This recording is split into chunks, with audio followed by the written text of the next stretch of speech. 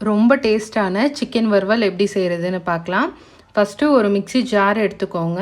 அதில் 12 சின்ன வெங்காயம், 10 பல் பூண்டு, 5 துண்டு இஞ்சி, கொஞ்சமாக கருவேப்பிலை, ஒரு துண்டு பட்டை, 2 லவங்கம், 1/2 டீஸ்பூன் சீரகம், 1/2 டீஸ்பூன் மிளகு, 1/4 டீஸ்பூன் சோம்பு, 1 டீஸ்பூன் மிளகாய்த்தூள், 1 டீஸ்பூன் தனியாத்தூள், கொஞ்சமாக மஞ்சத்தூள், அப்புறம் தேவையான அளவு உப்பு சேர்த்து நல்லா ஃபைன் பேஸ்ட்டாக அரைச்சிக்கோங்க.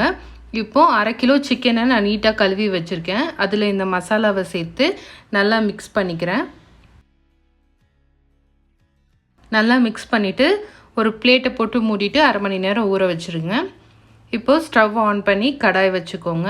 அதில் 2 டேபிள் ஸ்பூன் எண்ணெய் ஊற்றிக்கோங்க. சின்னதாக நறுக்குன ஒரு பெரிய வெங்காயம் சேர்த்துக்கோங்க. அதோட கொஞ்சமாக கருவேப்பிலை, வரமிளகா 2 சேர்த்து வதக்கிடுங்க.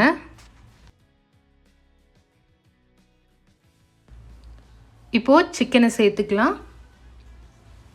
நல்லா கலந்து விட்டுருங்க.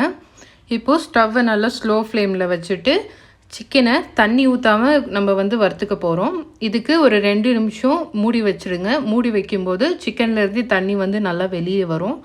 அதை வச்சு சிக்கனை வேக வச்சுக்கலாம். 10 நிமிஷம் சிக்கனை குக் பண்ணுங்கள். நடுவில் அப்பப்போ கிளறி விடுங்க, இல்லைன்னா அடி பிடிச்சிரும். இப்போது சிக்கன் வெந்துடுச்சு. வெந்ததுக்கப்புறமா 1/2 டீஸ்பூன் கரம் மசாலா சேர்த்து மிக்ஸ் பண்ணிக்கோங்க.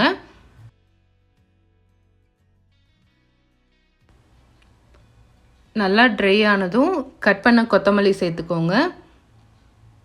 இப்போது டேஸ்டான சிக்கன் வறுவல் ரெடி. இந்த ரெசிபியை கண்டிப்பாக உங்கள் வீட்டில் ட்ரை பண்ணி பாருங்கள். எப்படி இருந்ததுன்னு கமெண்ட்டில் சொல்லுங்கள்.